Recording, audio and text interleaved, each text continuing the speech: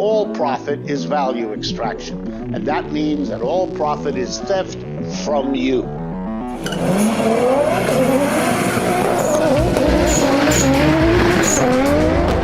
Corporate America is on welfare, and we got to get them off welfare.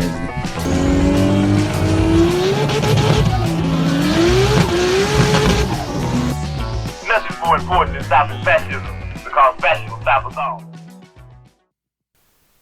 Hello, and welcome to Cars and Comrades, where we talk about car stuff from a leftist perspective.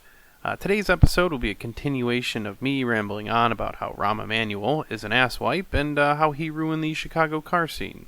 So buckle up and join us along the road to revolution. And don't forget to connect with us on social media, because we do dabble in some of those. You can find us on Instagram at Cars and Comrades Podcast, all with underscores for spaces.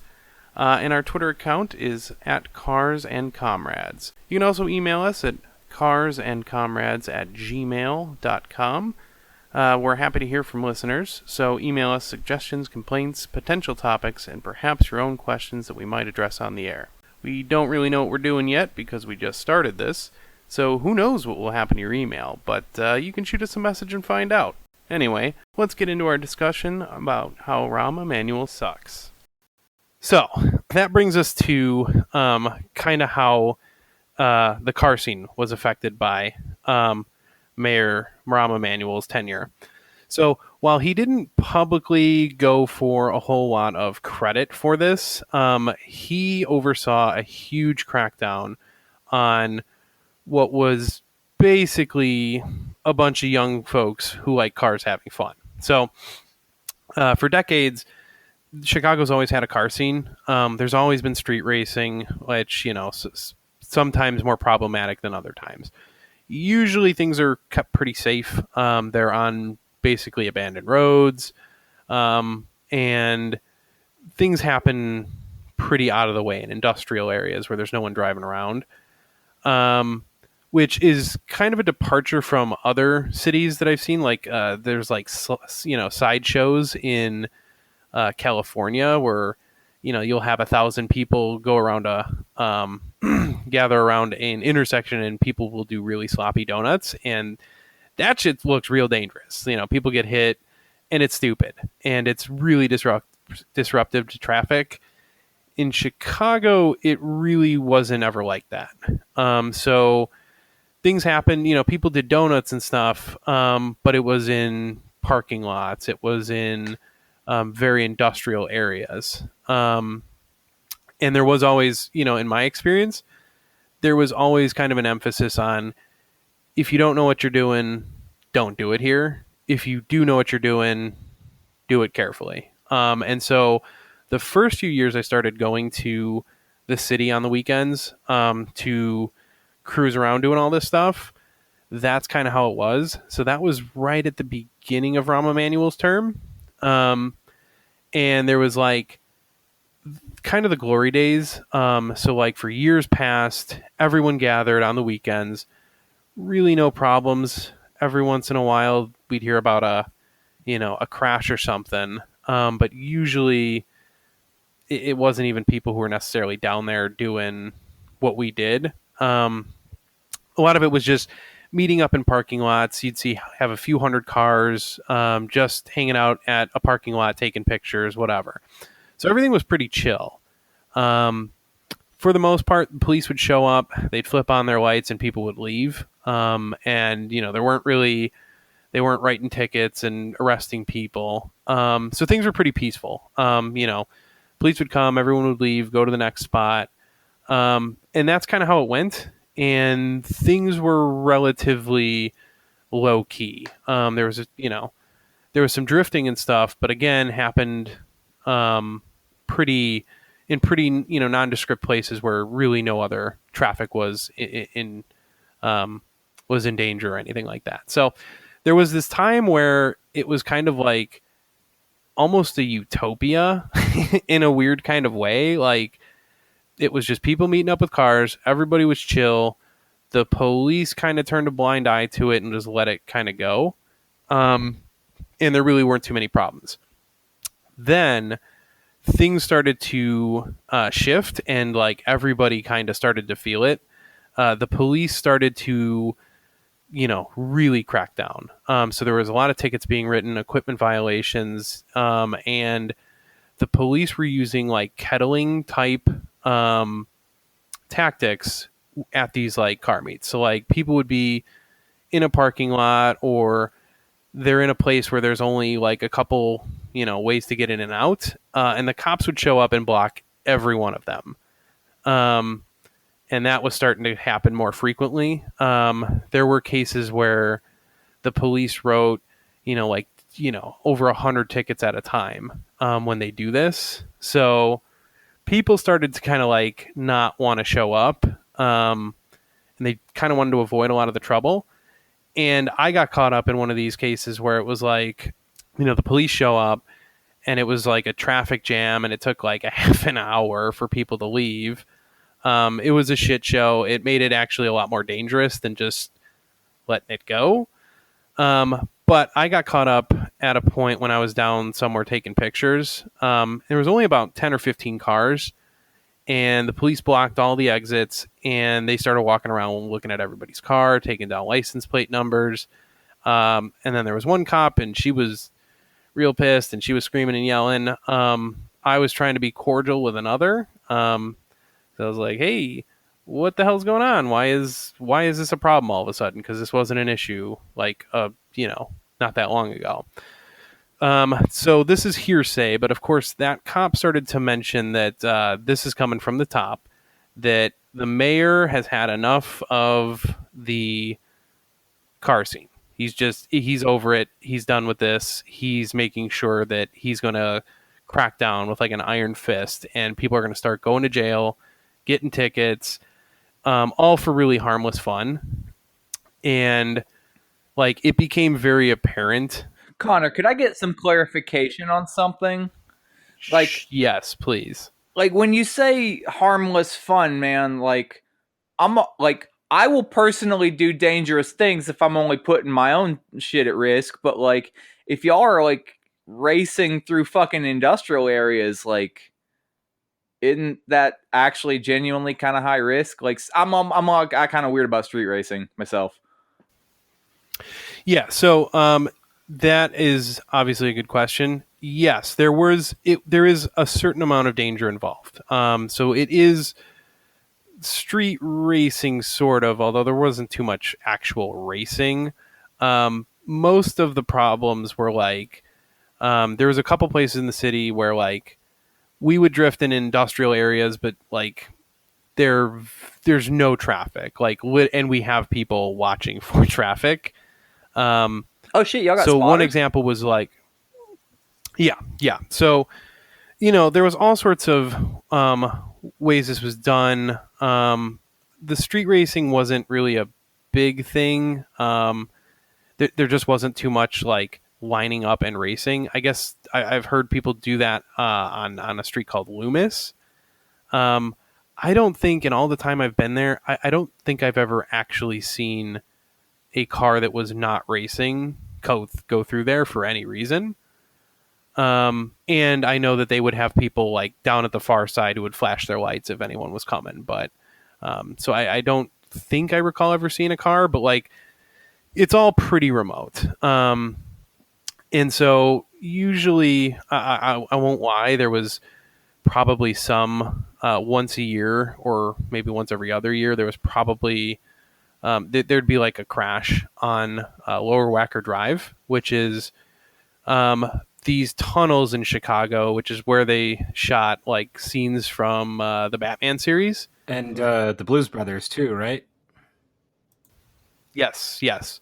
So that is a long, straight stretch of road underneath the city, and people go very fast down there. Now, not everyone's associated with like being down there for car meets. They're not all people drifting. A lot of this is like that's just a road that like kids with any car will go fast. So I used to do that stuff too when I was young. It didn't really matter what I was driving. I liked going over 100 sometimes. This is kind of the road people do that. And unfortunately, there was a crash from time to time. Now, it was always like late at night, single vehicle accidents. So yeah, it's like, someone does get hurt. But usually it's not other traffic. So there was always kind of an emphasis on not involving other traffic. And generally, as far as I can tell, there really weren't any incidents that I can find of like actual regular traffic being involved in serious accidents. So yes, it was like there was some concern. I get it. But part of it was you have this case where it's like it has to happen illegally, and it's instead of like maybe encouraging people to like, hey, why don't you move to this area where it's like even more out of the way, or whatever the case may be. But there wasn't actually too much public safety. No, that's not what I mean to say.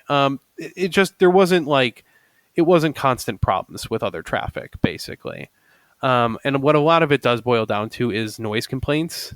So that's kind of where a lot of this comes from. And there's a particular alderman in an area who, was also putting pressure within the city council to, do all kinds of things to try and reduce the cars that were specifically on a separate part of Lower Wacker. Because like there's this long straight place where everybody drives fast, or some people do.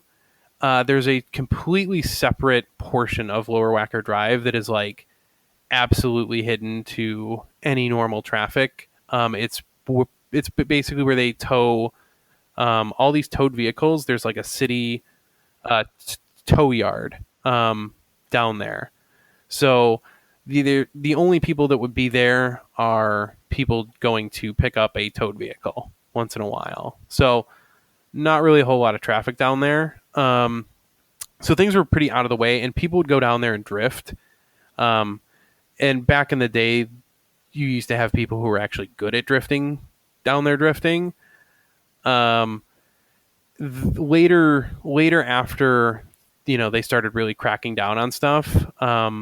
In this particular area, because of noise, the quality of drivers down there got real shitty. So I don't really go down there too much these days because I am scared that someone's going to hit my car because it's that sketchy. It's like people who are real bad drivers trying to do things that are way beyond their abilities. Yeah, noise complaints have killed a lot of racetracks too. Like the one I'm thinking of is Altamont in California, where that person got stabbed at a concert in the 60s. But someone bought some land next door and built some houses there, and then the people living there were like, oh, what's all these race cars making noise on the weekends? Like, motherfucker, you bought a house next to a racetrack. What do you expect? But I guess that's not related to Lower Wacker. Well, it's sort of related. There is a racetrack up in Wisconsin that had kind of a similar issue. And this is actually related. So this part of Lower Wacker Drive is really not causing any problems for any people except for the rich people who live across the river, and they claim that like, oh, it's really loud and they can hear it. Now, this has been going on down there for decades, and they've never solved this problem. So on one hand, it's like you've got these people living in these high rises with like super double pane, quadruple pane windows, whatever, who probably couldn't hear an L train if it was right outside their window. And I know I had a friend of mine who had an L train go right past his window just a few feet away. You could almost not hear it. So it was pretty quiet. So a lot of these people, I know they have good windows because that's just what you have in the city. And on the other hand, you've chosen to live in the middle of a, massive city, and then you're going to bitch and moan about the noise. And you're like, well, sounds like you don't want to live in the fucking city. I don't know what to tell you. You should never underestimate the power of like white middle class, like fucking just entitlement. Yeah. Oh, and that's what it is. So these are people who literally just, they don't have anything better to do, and they're like, meh. And hold on, I think I actually saved it somewhere. I found a Reddit post that I was just like, oh, this is outrageous. And this is where someone actually kind of admits to the truth is, well, actually, it's not the noise that bothers me. It's the fact that they're doing it. And it's like, people are having fun, and I can't allow that. We're not happy till you're literally not what happy. it was. If you have fun, it has to be at brunch. Only brunch fun. No other kind. Okay, here. So there was other parts of this, but somebody's like mentioning like, why is this happening downtown? You know, why are they drifting down there, whatever? And someone replies, this would not rank on my list of things the Chicago cops should focus on. Sure, it sucks and it keeps you up at night, but like maybe you shouldn't live in the city. And then so the person who wrote the original post puts, so only people who like/don't mind illegal street racing should live in the city. Your logic is flawless. The problem I have is not the noise. Ding, ding, ding. It's the complete lack of respect these people have on the property and safety of people downtown. Most of these people do not live in the neighborhood and feel entitled to use it as their own rice rocket playground. So there it is. It's not actually the noise. Now, of course, someone else says, to be fair, your post does sound like a complaint about the noise more than anything else. In fact, you don't mention anything other than the noise. So the person, responds, oh yeah, rereading it, it does seem like I was complaining about the noise, but I wasn't. I mentioned the noise illustrate how obvious it is that they are racing down there. So loud that I can hear it from a quarter mile away, sure.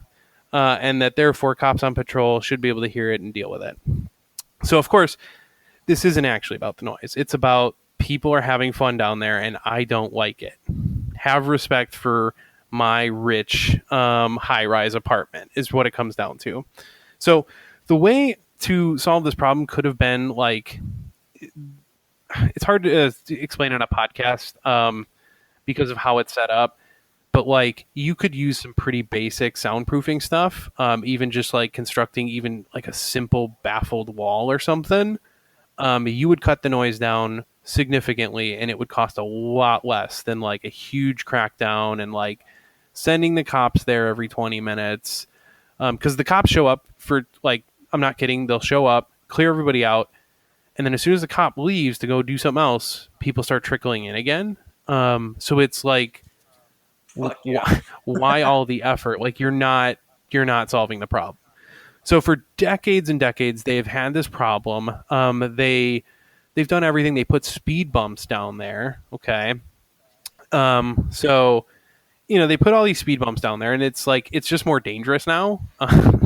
And people are still down there doing donuts and shit. And like, they put barricades down there to make the intersection smaller, which makes it more of a challenge to try and drift down there. If you see what I'm getting at.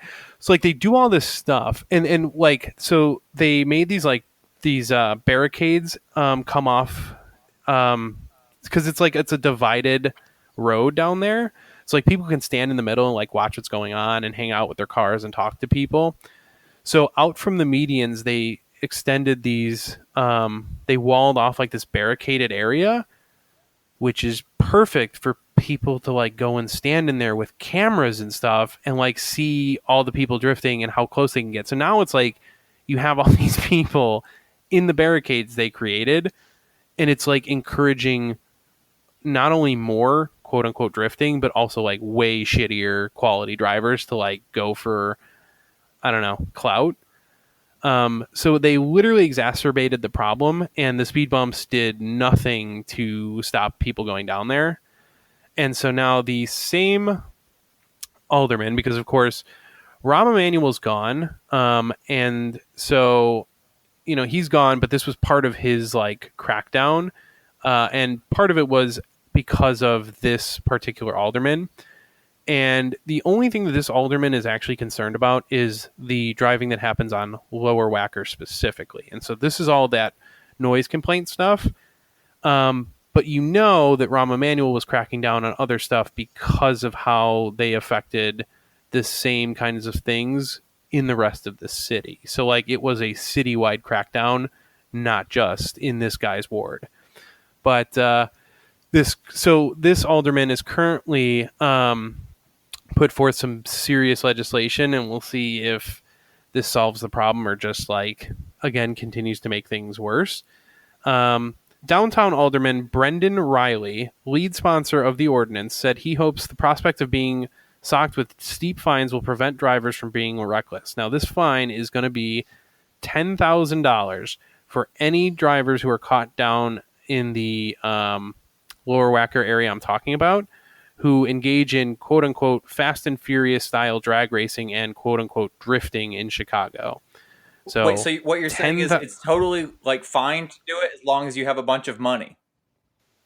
Yeah, exactly. Well, sort familiar. of. It is a, yeah. It's so of course the stakes are very, very high. Now I haven't been down there like too much lately because again I kind of cut out when they started cracking down on things. And not just because like, oh, well, they started cracking down. It made the scene really shitty. All the like fun people kind of left. And what was left over was just like absolute wild, like out of control shit. So shortly after things started to kind of go downhill, like, cause for a while they were like just turning a blind eye and letting things go on because no one was getting hurt.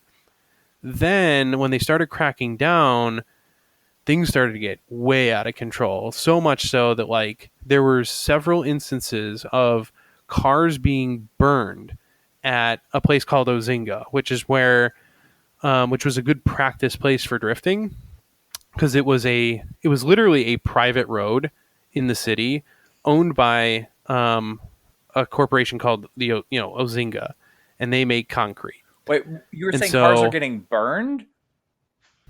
Yes. Like, so by cops this place, or like what's by people there, like people who just didn't. There was a case. They're like, fuck you! I'm going to set your car on fire. So what happened was in this case, like, and I saw this online. I wasn't down there that weekend, but like things started picking up with enforcement, and like things started to kind of change pretty quickly here, and every weekend felt worse than the last. So then the types of people who were down there started to change too. So in this one case, I guess someone had allegedly, and I don't know the truth of this or not, but someone had supposedly they thought it was a stolen car, and it was like someone in a Mustang, which hit a Cadillac, I think, that was down there. So like there was an accident because of course these people didn't know what they were doing, and they didn't have at the time the sorts of drifters who were usually there who like do know what they're doing and like kind of keep a sort of flow to how things go down there. So like it used to be you knew who was drifting, who wasn't. There was a pattern to which it was done. We had ways of like, here's how you know when it's your turn to go or this or that or whatever. So it was all pretty good. And then as more people got kicked out of other more common places like Lower Wacker or some of the parking lots where people would meet up, they started to find their ways to places like Ozinga, which used to be pretty much mostly for drifters and people who knew them. Well, now it was being frequented by people who didn't know how to drive in apparently Mustangs and Cadillacs and whatever. So this one night, there was this accident, and like people claim that this kid like abandoned the car because it was stolen. And so like people, I don't know, they like started smashing up the car, and they actually set it on fire and like flipped it over and shit. And then like I think the guy was still there. I don't actually think it. Yeah, no kidding. It's rude. This is the kind of thing that like never would have fucking happened before. Like it was just like I remember seeing this happen, and it was like, what in the actual fuck is going on right now? Like, who are these people? Because usually you know who's down at Ozinga. Ozinga was like, that was for the drifters. So we all knew, or at least had some idea who was who. But no one that I knew was there that night. And so, like, shit just got out of fucking control. Then there was another night where I don't actually know the story. I just happened to catch it online later. There was a car that was on fire there. I think because they crashed and actually did abandon the car. So all on the street that used to be pretty like under control and like, yeah, there was drifting happening, but like it was all fine. And then the police started really kicking people out of everywhere else, and they would come here, and they were also starting to get pissed off about people being here. But, you know, so they step up enforcement, and the next thing I know, there's like shit's just out of control, and there's like cars that are being set on fire, and like it was just, which is, of course, as they say, oh, we're going to enforce more stuff, the police are going to do their jobs, and what happens, shit just decays into absolute chaos. And I would argue that that is, you know, there was a very clear difference in like, they kind of left people alone. Now that the police are enforcing stuff, shit is getting really unfun really fast. And I do blame the stepped up enforcement and the attitude that the police were now taking to this thing that had been going on for decades. Yeah, it sounds kind of like the anti-hoon laws in Australia, how they crack down on that kind of thing. Wait, I don't know anything about that. What? So hoon in Australian lingo is like hooligan, someone who drives like a jackass. And so they have real... So me everywhere I go, got it. Yeah, so they have real harsh penalties there for any kind of street racing or certain vehicle modifications too. And they can impound and in some cases crush your car as a penalty for any of those. Oh, wow. Yeah. Okay, I didn't know that. And notably, it doesn't really work. Yeah. It creates this lose-lose situation. So like the police step up enforcement. So like when they catch people, they basically ruin their lives, right? Then the police also are like, it's a lose for them because they're doing more work they don't want to fucking do. And it's a loss for the city or whatever because the problem doesn't go away, and oftentimes it gets worse. So as in anywhere else in Chicago, it got worse. I mean, there was people actually being arrested now. The cops were becoming super aggressive. So like, trust me, when people got caught, they were getting an earful. They weren't sure what was going to happen. A lot of people were, I mean, you were hoping you were going to get a ticket. Whereas back in the day, they'd flip on their lights and be like, all right, go home. You know, you're not supposed to be here, and you go home. That was it. So the kinds of like, atmosphere that existed before police started stepping, up enforcement, like I said, was all chill. It was pretty well self-managed, and we were making sure not to be too much of an issue for regular traffic and whatnot. So there was this like kind of community sense where it's like, we really don't want to be a burden to other traffic and shit because we don't want this to get taken away. Like we want to have this like close, tight-knit scene. And we want to do it in a way that like, we're not going to have this, like, we're not going to kill this like beautiful thing that we have here. And so of course, Rahm Emanuel, being the asshole he comes in, looks at this thing that's been going on for decades and isn't actually a problem, and is like, you know what we need? More police. So that's what he did. Not to ask the fucking obvious here, but was there ever any attempt by the city to reach out to this community and like fucking come up with any sort of solution? Or was it, as I assume, just like an immediate fucking hammer down, like we're not going to tolerate any bullshit, whatever? And that's exactly my point. It was exactly that kind of just hammer came down, and it was a nightmare. Shit got out of control. and they never reached out. And it's like, I'm suggesting that like you could have reached out and said, okay, this thing has been going on for decades. We send the cops, but y'all keep coming back. So obviously that's not going to solve the issue. What we need to do is find a more remote area for you, or like, hey, go here, or we'll turn a blind eye over here, but like, hey, stop doing this here, or whatever it may be. Or in like I had said, some basic soundproofing stuff, which probably wouldn't have cost the city much on Lower Wacker, probably would have worked wonders. So like, we could have had this like, hey, it's go down there at your own risk, whatever, but like no one's really having a hard time. And the police were, as much as I don't like any police ever, it was different back in the day when they'd come and turn their lights on and the cars were just like a minor inconvenience. They kind of had this approach like, oh, it's those kids in the parking lot again, whatever. We'll just go and flush them out, whatever. But as they started to pick up enforcement, of course, the police got more aggressive as well. So like the same cops who would like let you go before are now screaming in your face like, blah, blah, blah, on a total power trip, because they've now been like given this mandate to like really crack down on this shit. So like they didn't reach out to people in the community to like figure out a way to like, hey, maybe let's confine it to this or that or whatever. It could have been worked out very easily. And in fact, it probably could have been made better if, like someone like Rahm Emanuel thought the way that like a normal human being thinks, like, hey, maybe we should work together to solve this. It could have become like this vibrant car scene that like people travel to come be a part of.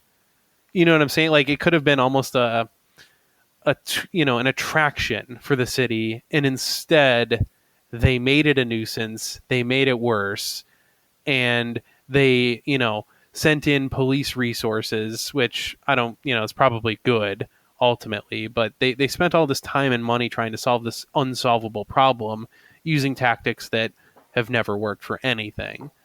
And of course, the only answer is it's like, well, it's fucking personal. Like you keep doing the same shit. At a certain point, it's like you just don't like that people are down there having fun. And of course, that is what it is. It's like, well, they're breaking the law, and you're like, okay, like, so what though? Like, what is the actual issue? So Rahm Emanuel obviously had all these problems with specifically policing in Chicago.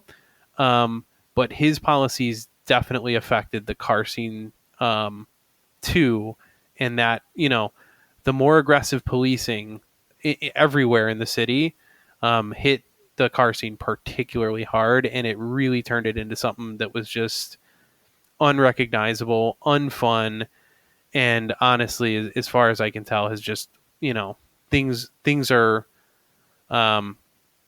got pretty bad. Now, the kind of light at the end of the tunnel, I did see a kind of recent quote unquote documentary of showcasing kind of what the scene looks like today, and it actually looks not entirely back to normal, but it kind of does look like things have bounced back a little bit more recently. So I guess that kind of just goes to it's a pretty resilient scene, and now that Rahm Emanuel's gone and pushing shit, it seems like things may have gotten better, but I don't know for sure. And with this alderman pushing legislation to make $10,000 fines for anybody caught down there fucking around, we'll see what happens. But yeah, so this was the reason I'm bringing it up is because it was a notable departure when Rahm Emanuel started to step up. Yeah, I mean, that sounds about right, dude. The wild thing about car culture is that, like, you just, no matter what you do, you cannot kill it. Like, it's been around since, what, like, the 30s? So, like... Well, yep. and even... Like that's the thing. There's a safe way it can be done, right? There's a way it could be not a nuisance, and actually it could have positive effects. But when you use the fucking police to try and stop a problem that isn't really there... well, yeah, you get this shit show, and it destroys, culture. Yeah, that's all I mean, though, is that historically, like, there's been a million instances of places cracking down on, in this case, car culture. And I can think of a handful of instances where, instead of cracking down, they tried to, like, engage that community and come up with a solution. Like, sure, that's never going to be the common, like, way that they handle that shit. But, like, yeah, if you crack down on it, all you're doing is putting on a show about, like, oh, look at the good we're doing. Like, no, fuck you. Yep. And that's exactly it. And, so all this, and it's funny that Rahm Emanuel never really talks about this, and he doesn't, like, go out of his way to take credit for it. Like, oh, I cracked down on the car. So this was him. This is what he chose to do with no media attention. Like, this was his goals without taking any credit or, whatever. This was just what he personally wanted to do. Because he didn't use it to his benefit or could recognize its failures, whatever. But he doesn't generally recognize failure very well when it comes to anything else. So I'm sure he thinks his cracking down was a big success. And, things got out of control more and more and more. And every weekend, there's still people down there racing, revving their cars, meeting up in parking lots. It's, again, things continue the way they always have. But yeah, this was Rahm Emanuel kind of on a personal mission. I think I don't know that, but given the evidence, he kind of went out of his way to really make sure that, that this was like, they were harassing car people more than they needed to, like more than just like make the bad behavior stop. Like the cops kind of seemed to indicate from a few conversations I had, it sounds like, no, the mayor's just like, he's sick of your shit, and that's what this is. So fuck you. It's also a pretty good lesson in just like how the cops never really solve much of anything. Like exactly. If people are mad about, noise in their neighborhood or whatever, like maybe there's a better tool than the cops to throw at that problem. Like you were saying, sound insulation, or move it somewhere else, or whatever. Or if like safety is your concern, like maybe all those police resources they could throw at, making a racetrack that's a safe place for people to have fun, rather than doing it on public roads or whatever. I don't know. That's a good idea, dude. You should find a really polite way to say that we should take money away from the police and give it to other city bodies. Yeah. Like, hey, Connor, yeah. I don't want to draw conclusions that aren't there. I have no idea. Is the car scene in Chicago predominantly a certain white race, or are they cracking down maybe for other reasons too? No, it was always pretty it was pretty well mixed generally. You see everybody there from Okay. Yeah, it wasn't like a okay, I get what you're saying. So it wasn't like a bunch of like white suburban kids, black, and them just being like, fuck no. Well, I'm sorry, I didn't catch that. Oh, I was saying, like, I could definitely see them like a car culture in a certain place being predominantly black or Latino or whatever, and the city just being like, fuck no.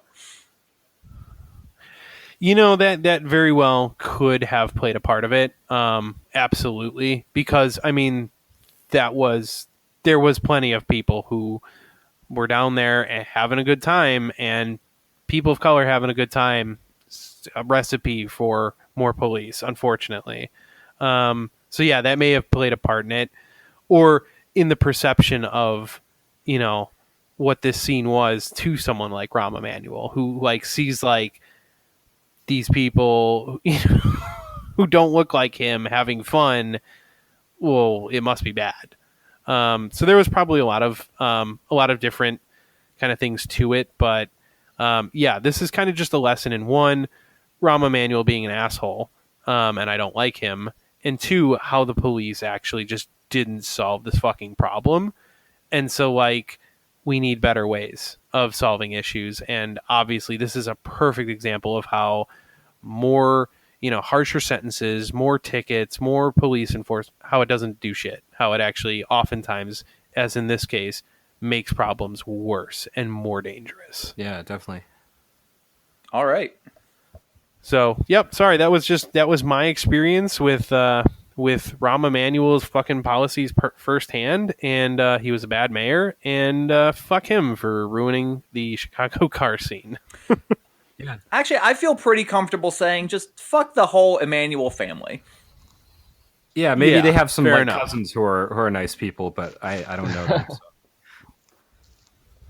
Well, if any of those folks are listening, you're more than welcome to get in touch with us and let us know that some of you are cool. Yeah, until proven otherwise, I think it's safe to say fuck all the Emanuels.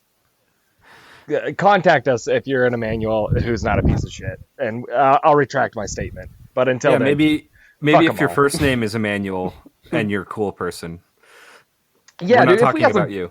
if we got some people whose first name is Emmanuel, I'm sure you're okay. But last name Emmanuel, No, dude, fuck off. I bet the Emanuel family has like that one like person who's actually super cool and no one else in the family wants to have anything to do with them. I can relate to that. I Probably, think I yeah. can relate to that. Yeah. I'm that person in my family. I do get it. I'm actually that person in my friend group.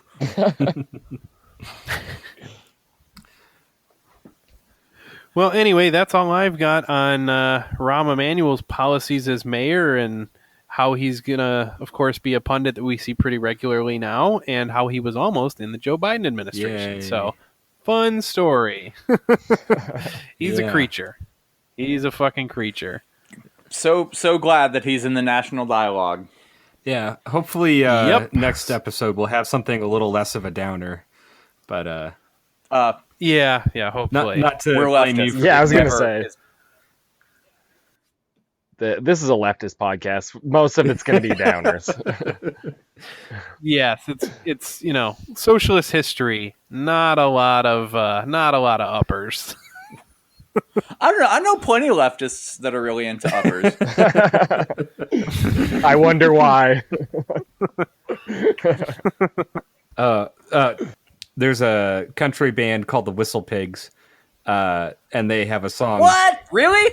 Yeah, actually, there's a few of them, but the one that I listen to, they're from Southern Illinois somewhere. I forget where, like Carbondale, and they have a song called "Don't Let the Uppers Get You Down," and it's all about like different country singers doing different drugs and stuff, and it's pretty fun. But Dude, do you know what a whistle pig is? yeah, it's a prairie dog. The fucking groundhog. Yeah. But okay, like if you talk to people in certain regions of the country, they have no idea what the fuck that is, and they think it's goofy. Yeah. So like, I get really excited when people call a whistle pig. Yeah, I think there's a okay, sidebar on the sidebar. There's a someone at the University of Colorado in Boulder that decoded prairie dog language. Like he recorded them and figured out that they had different little squeaky sounds for like if they saw a coyote or a human coming towards them, and like different stuff like that. So What? yeah, Really? yeah, prairie dogs have language. That's cool. I mean, a pretty limited vocabulary. It's like 10 words or whatever, but they're like, hey, there's a big human coming towards us.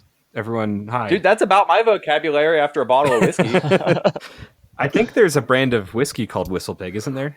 There is. Yeah, there is. Okay. There is, yeah. So, yeah. Nice. Cool. Should I hit stop recording, or do we have Well- anything else going on? Yeah, is there any other segments we wanted to cover? Or Well, Yeah, sorry guys. That wound up being a lot longer than I thought. I thought that was going to be like 20 to 40 minutes. no, it was maybe. good. no, it's all good. I remember 2.5 hours ago when Okay. I was jokingly like, "Well, I've got to be off of the thing by 10." Well, hopefully that wasn't too rambling. I feel like I was talking a lot, and I'm like, I hope it was clear where the fuck I was taking this. I don't know. No, it's good. Well, okay, if we're Well, gonna like self crit, then I think you can pretty comfortably stop the recording. okay, yeah. Yeah. Granny shifting, not double clutching like you should. You're lucky that 100-shot of NOS didn't blow the welds on the intake. Now me and the mad scientist gotta rip apart the block, replace the piston rings you fried.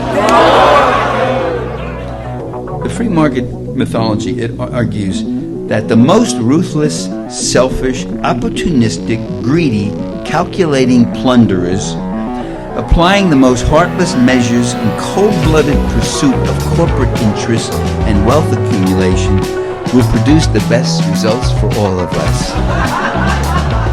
Through something called the invisible hand. My calculations are correct. When this baby hits 88 miles per hour, you're gonna see some serious shit.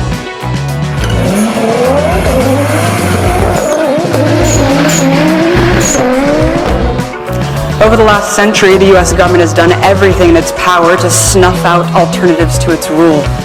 From roundups to mass arrests of thousands of anarchists, socialists, leftists in the U.S., making it illegal to even be a communist, to carrying out military interventions in over 70 nations just since World War II, causing untold human misery, all in the name of fighting ideas. What are you smiling about? Dude, I almost had you.